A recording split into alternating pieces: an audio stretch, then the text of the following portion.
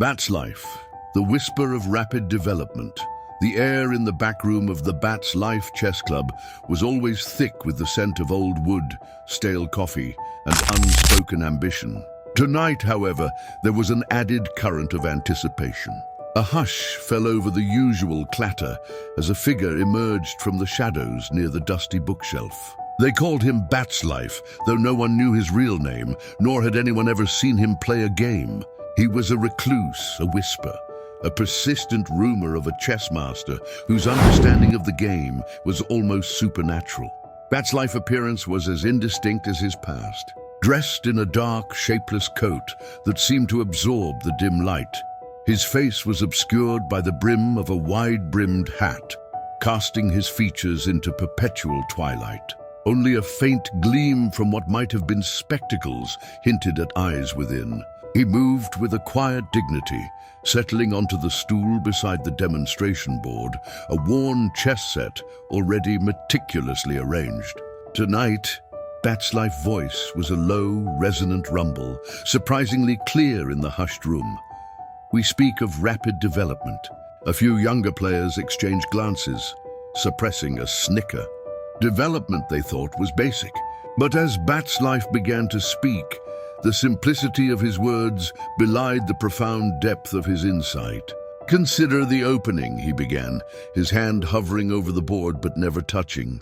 "A nascent war, each piece, a soldier. To leave them languishing on their starting squares, to move the same pawn twice, or to dally with unnecessary queen sorties in the early stages. This is to send your army to battle with half its forces still in the barracks." He gestured vaguely towards the king's side. "Your knights should leap forth, surveying the central squares, controlling vital outposts. They are the cavalry, quick to flank, quick to defend." He paused, and a subtle shift in the room's atmosphere suggested the listeners were no longer just hearing, but seeing. "And your bishops, their diagonals are highways, paths to distant threats and opportunities. To keep them hemmed in, blocked by your own pawns, is to blind yourself to half the board." The Bat's Life discourse wasn't a dry lecture, it was almost a performance. He spoke of the center not just as a few squares, but as the heart of the battlefield, the nexus of power. "He who controls the center," he intoned, "controls the tempo." And how do you seize the center? With pawns, yes, but more importantly, with the active presence of your developed pieces, supporting those pawns, exerting influence. He moved to the king's safety aspect, a gentle warning in his voice.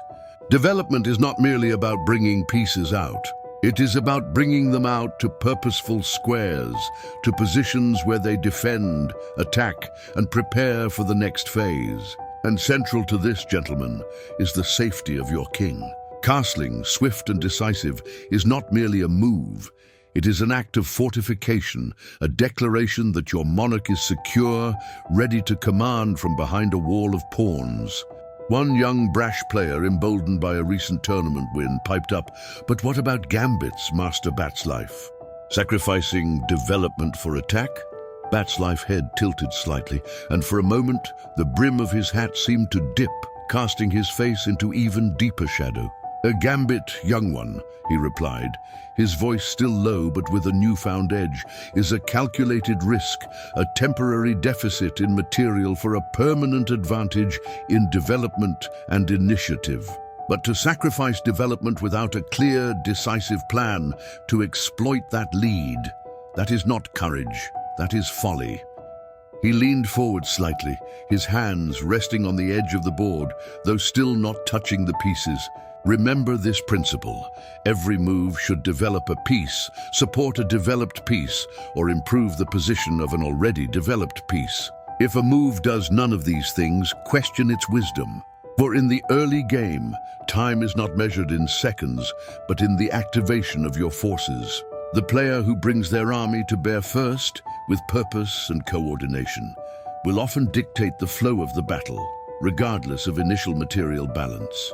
As he finished, the silence in the room was profound. No one clattered their coffee cups. No one shifted impatiently. They were all, for a fleeting moment, still under the spell of Bat's enigmatic wisdom. He rose as quietly as he had appeared, melting back into the shadows near the bookshelf. The light in the room seemed to brighten almost imperceptibly, as if the darkness he carried had lifted.